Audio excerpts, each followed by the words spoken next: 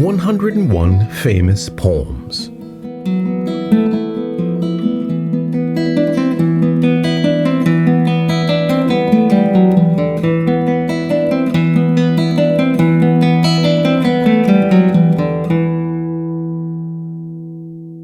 The Builders.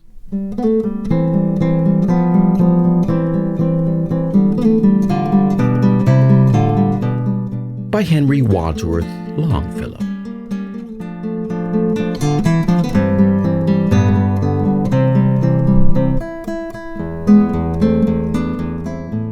Spoken and with commentary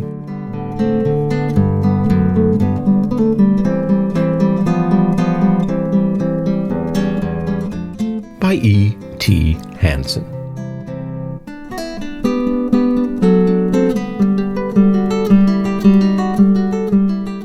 All are architects of fate, working in these walls of time, some with massive deeds and great, some with ornaments of rhyme. Nothing useless is, or low, each thing in its place is best, and what seems but idle show strengthens and supports the rest. For the structure that we raise, time, is with materials filled. Our todays and yesterdays are the blocks with which we build. Truly shape and fashion these, leave no yawning gaps between. Think not, because no man sees, such things will remain unseen. In the elder days of art, builders wrought with greatest care each minute and unseen part, for the gods see everywhere. Let us do our work as well, both the unseen and the seen. Make the house where gods may dwell beautiful, entire, and clean. Else our lives are incomplete, standing in these walls of time, broken stairways where the feet stumble as they seek to climb. Build today, then, strong and sure, with a firm and ample base, and descending and secure shall tomorrow find its place. Thus alone can we attain to those turrets where the eye sees the world as one vast plain and one boundless reach of sky.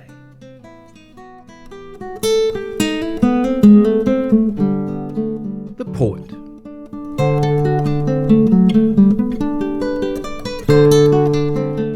Henry Wadsworth Longfellow was one of the first great American poets.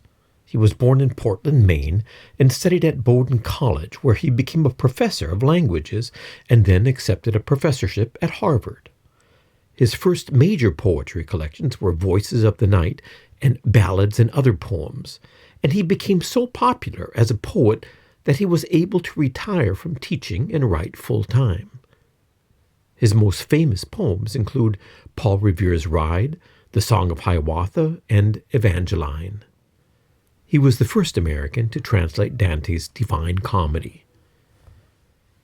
He married twice and was widowed twice, after which he found it difficult to continue writing.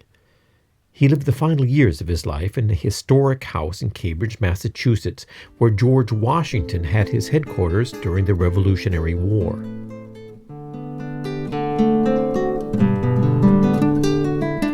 My thoughts.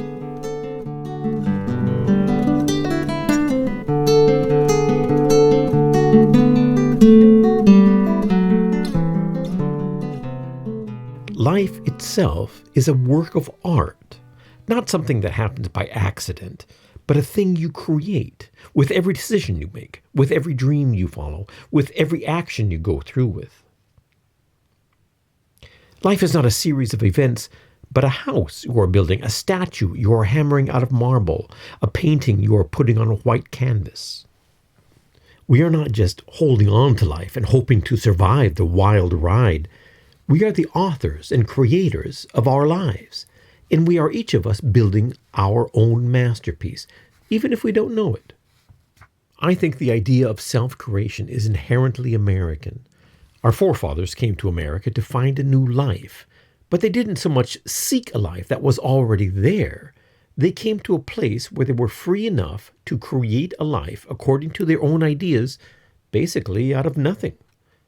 They were reinventing themselves. And today, self-reinvention is still the most American of characteristics. Whether you are a bored small-town kid who goes to Hollywood to be a star, or you're working a boring job at a megastore and quit to start your own business, whether you're a bodybuilder on Venice Beach or a cosplayer at a comic book convention, whether you're Elon Musk or Obama, whether your life revolves around religion or politics or family or career, all of us, with every decision we make, with every path we go down, with every dream we dream, we are imagining something we can be and doing what we can do to become that person. We are creating a life as if it were an intangible, ever-changing, transitory work of art. But some of us will always paint better masterpieces than others. Some of us will always be more dedicated to our work than others. We live in a world that measures the value of a human being by success. We worship celebrities. We admire and envy the rich. We strive for followers on social media. We strain for the approval of others. But sometimes we put more effort into selling ourselves than into the product we're actually trying to sell, our lives. Are our lives a quality product? Are we becoming a masterpiece that will still be a masterpiece after we're gone? Or are we becoming flashy, cheap knockoffs with no lasting value?